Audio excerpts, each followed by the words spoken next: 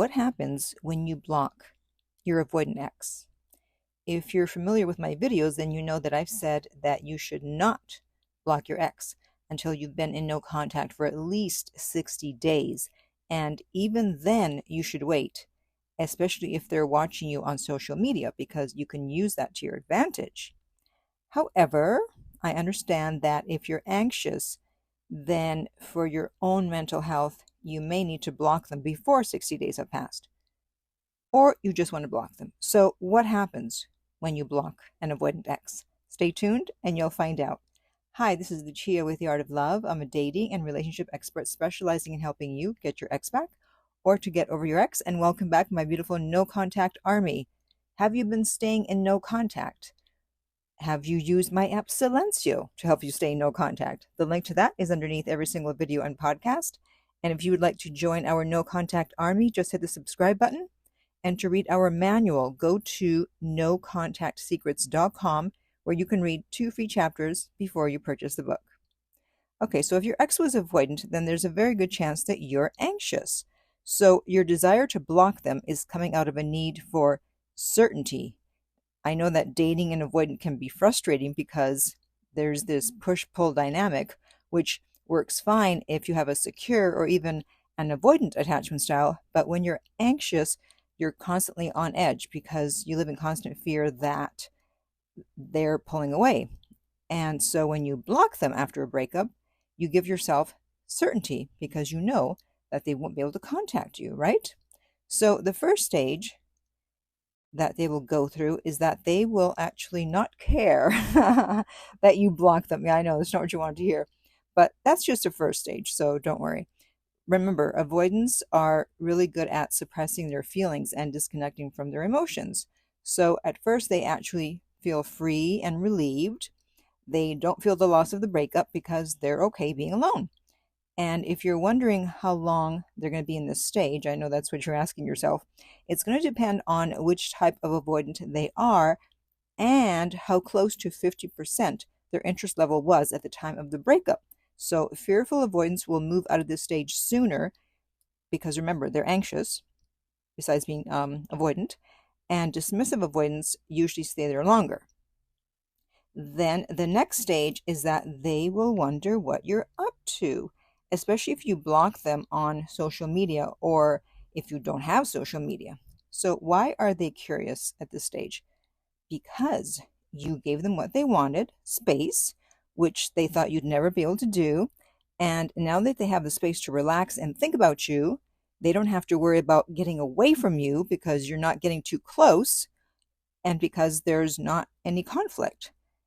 So now they feel safe because there's no contact and their walls start to lower. And that's why they're thinking about where you are, what you're doing, who you're doing it with. And this is usually when they start viewing your stories, unless, of course, you block them on the platforms that have your stories. Then they start to obsess over you and wonder if they lost you. Yes, that's right. I'm sure you love this stage. Everybody wants their ex or even the person they're dating to be obsessed with them. And you may have heard about the phantom ex. Well, avoidants are notorious for having a phantom ex. When they think that someone is completely gone and there's no threat of emotional intimacy and connection, no threat of vulnerability, that's when their walls completely drop. So they'll begin to see you as this ideal partner. You're now the emotional ghost of the past relationship that lingers, even though the relationship is over. This allows avoidants to experience longing without risk and connection without commitment. And then finally, they start to wonder if you're the one who got away. What? I know. So how does this even happen? Well, I mentioned that their walls start to lower because you've given them space. This allows them to think back on the relationship and have positive thoughts about you.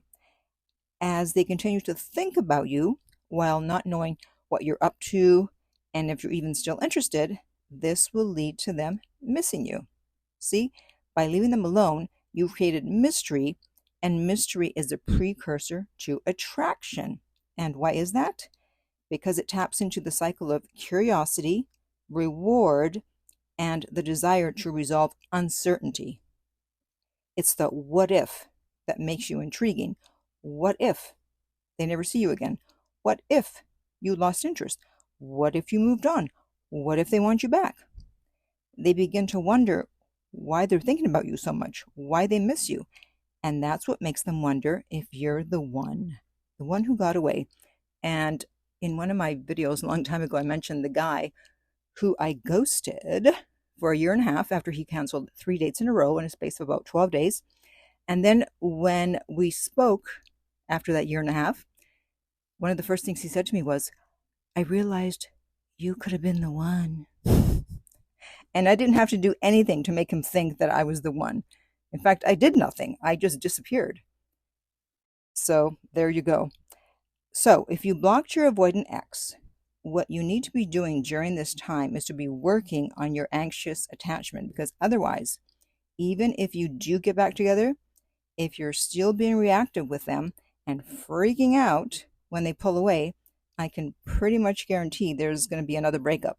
And with each subsequent breakup, blocking and or no contact is going to be less and less effective. And the two books that I always recommend are Anxiously Attached, and the links to those are underneath every single video. And then finally, one thing you absolutely need to keep in mind, and that is that if you block your ex, you cannot unblock them until you guys are back together. Or you're at the point where you just don't care anymore if they reach out or if you get back together. Because the moment you unblock them, you're signaling that you are still interested in them, and therefore you are breaking no contact. So if you unblock them after 2 months, you just broke no contact. If you unblocked them after 4 months, you just broke no contact. But if you don't care, that's fine. But if you do care, then you cannot unblock them.